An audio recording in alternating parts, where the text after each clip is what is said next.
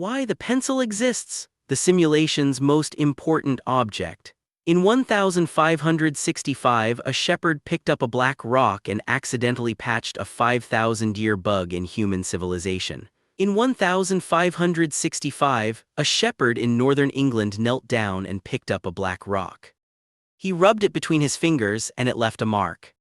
He had just touched the material that would restructure how humans store and transmit thought. But that is not the interesting part. The interesting part is that the simulation had been running for 5,000 years without it.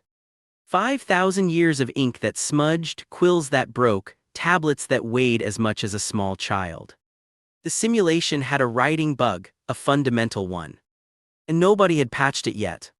This is an object query. The object, the pencil. The query, why does it exist and what did it unlock when it did? The deposit in Borrowdale, Cumbria was pure graphite. Unlike anything found before. Dense, dry, leaving a clean dark mark on any surface. Within a decade, the Crown had classified it as a strategic military asset and guarded the mine. Not because it was valuable as a raw material. Because whoever controlled the ability to mark things quickly and cleanly controlled information itself. The pencil was not a writing tool. It was an information infrastructure update. Before the pencil, field commanders dictated to scribes who wrote in ink that smudged in rain. Battle plans that required dry conditions to produce and dry conditions to read. Napoleon understood this immediately. He issued over 1 million pencils to his army. Not as gifts, as weapons. A soldier who can sketch a ridgeline, annotate a map, note a troop position is a sensor node in a military network. Napoleon's army was the first in history to function as a distributed information system. The pencil made that possible.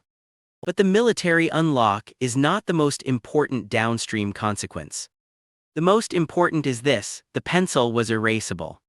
Ink commits, ink makes permanence the cost of entry for recording thought. Graphite does not commit.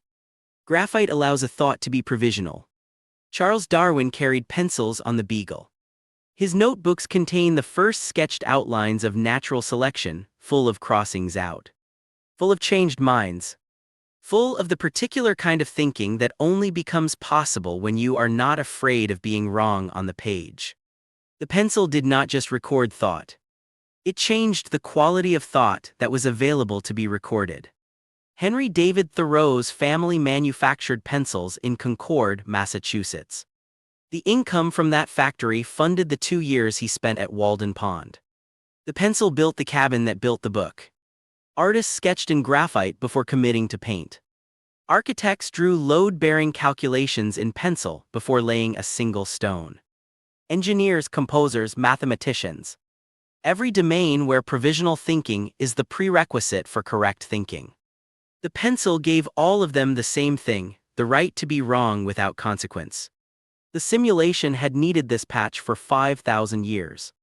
One shepherd, one black rock, one Tuesday morning in Cumbria. The pencil now exists in every school, every office, every examination room on the planet. It is so ordinary it has become invisible. That is how the simulation marks its most important objects. It renders them boring. Every trivial object in the simulation solved a problem that seemed impossible until it didn't. The next query is already loaded. Object query closed.